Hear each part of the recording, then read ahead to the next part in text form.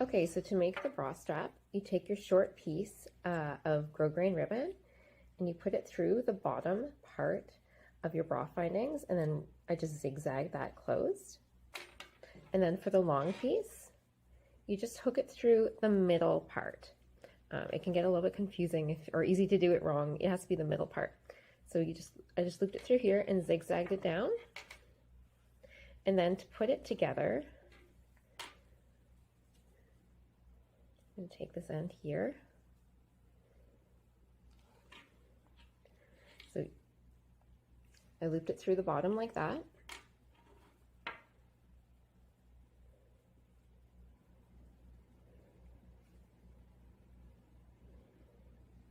And under and over this part here. Okay, so then you have your adjustable bra sliders. We're going to pin these together, right side to right side, and just notice here that this side has a notch, or not a notch, it has a little straight line here, so that gets matched up over here like this. And whenever I'm pinning a curve, or pretty much anything, I always like to pin on one side and then the other, and then meet in the middle so that you don't end up stretching out your fabric. There we go. So we're going to use a stretch stitch 3/8 of an inch in here, and then we're going to overlock it. So let's hop to the sewing machine. So I'm at the machine and I'm using a stretch stitch here. I'm using one with like 3 little lines next to each other. I find that one works fairly well. Use what works for you. So we're just going to sew this at 3/8 of it. Okay, so it should look like this. Now I'm going to hop over to my serger and I'm going to serge this line here, but you can zigzag it as well. I'll meet you back here in a second. Okay, so I've overlocked it here on my serger, and now we're going to open it up, and we want to do a zigzag top stitch on our seam. So let's hold this up the right way. So we want to make sure that this is folded down when we zigzag it. So we're going to zigzag it along the bottom part to, it's basically going to hold that seam allowance in place. So I'm going to zigzag it on the white side with this seam allowance folded down with a zigzag stitch, and this is going to be a top stitch, so you want to play around. It's a good idea to practice a little bit on scrap to make sure that your zigzag stitch is the right width for your material.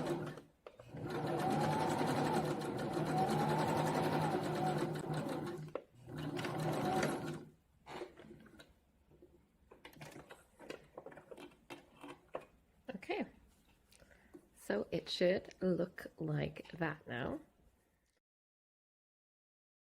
So this is my back fabric, and I'm going to put this one here, right side up. I'm going to line it up at the top, and then I am going to fold this up here, and I'm going to use clips here. I find my pins don't really like going through fabric that's this thick.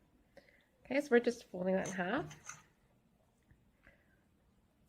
And then, so we're going to take that to the machine and we're going to stitch it down here.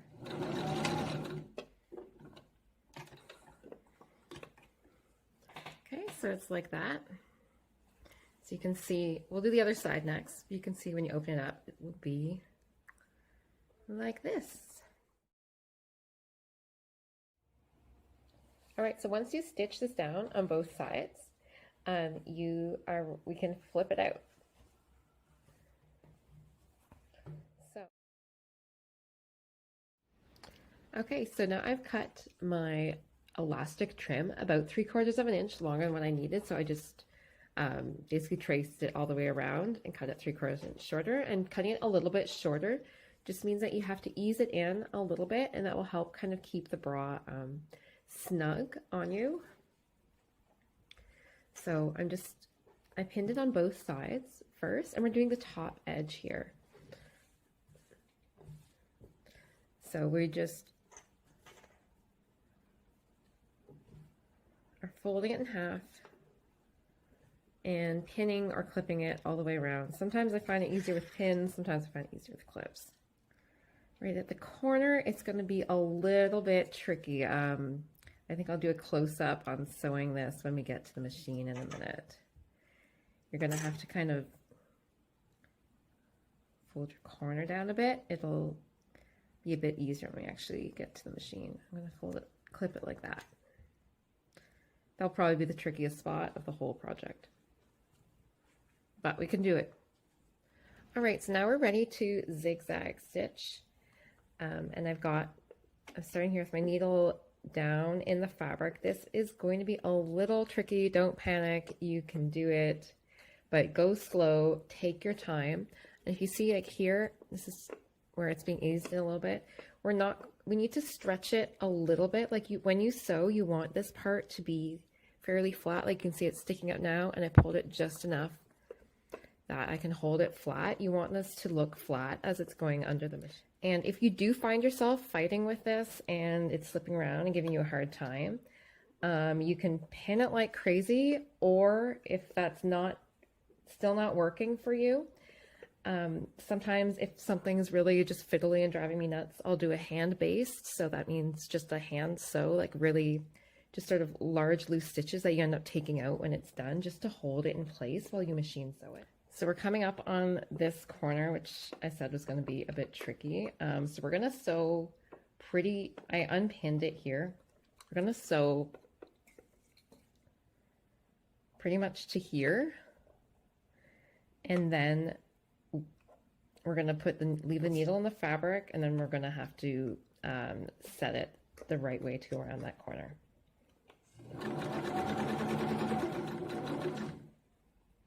Okay, I think that's where I want it. So I lift up my presser foot and I am going to pivot it here.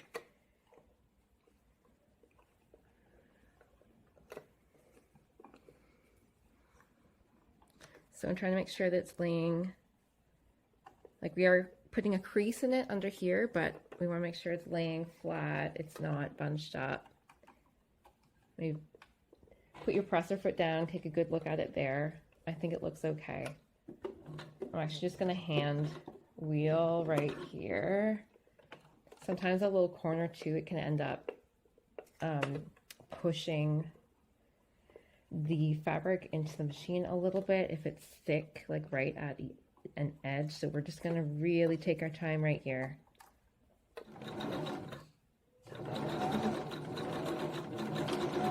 Okay, we did it. We made it. That's probably the hardest part. All right. This trapezoid piece, and we're going to sew it to the side, and we are going to sew it along here, just like that first, and then we're going to sew the other side. Basically, the side will come around after, but just so it doesn't shift, we're just going to do one at a time. So I'm going to pin this, and then we'll take it to the machine. So I've got my machine back on the straight stretch stitch I was using before. So we're going to start at this edge and sew down to this point here. Okay, and now we're going to fold this back here.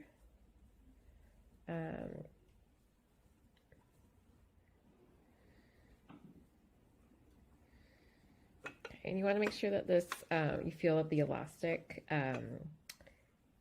this part is sitting flat in there and that it's not bunched up. Okay.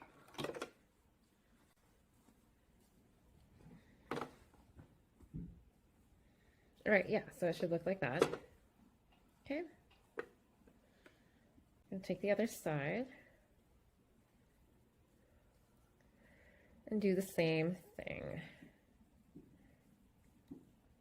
So this is a little bit fiddly. Do take your time here. And if you can, you want to try and catch this elastic. I maybe did mine a tiny bit short. Flip it around to do the other side. This is getting like kind of bunched up in here.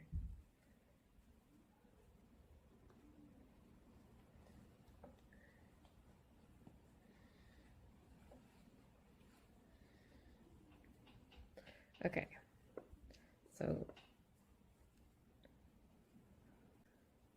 and it's usually easier to start here and go into the point.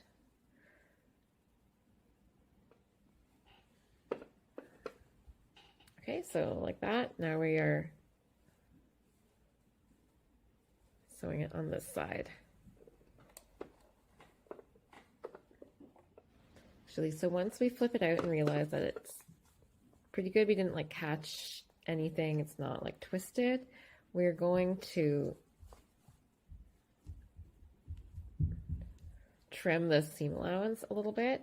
It will help it be a little bit less bunchy. Like mine looks okay, it's a little bit bunchy, but trimming the seam allowance here.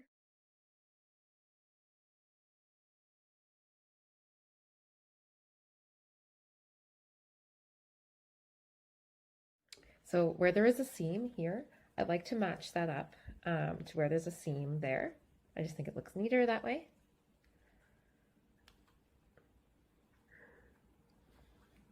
And so this is right sides to right sides.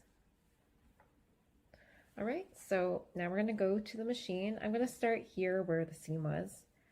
And it's a bit thicker here. This is where this back layer was folded in half, and there's some seam allowance there, so I'm not gonna try and sew through this big bulky spot.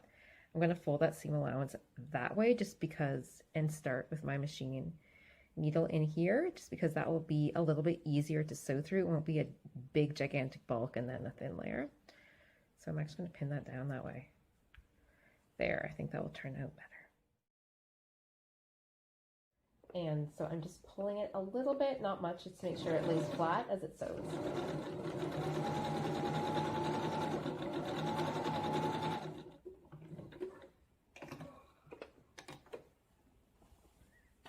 Okay, now we've sewn that all the way around.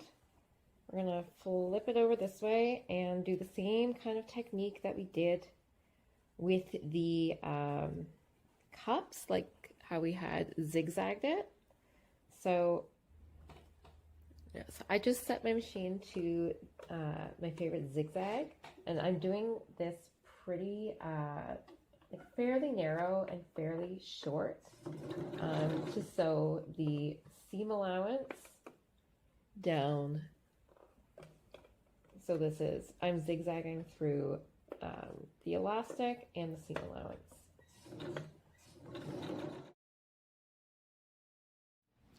Okay, so now that we've got the bottom sewn on, so it's zigged, pretty happy with how it turned out, we're going to pin on our straps.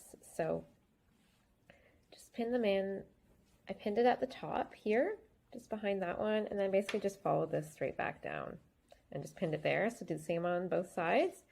And I'm going to zigzag it just so it looks pretty similar to the zigzag that we have before. On all four sides. So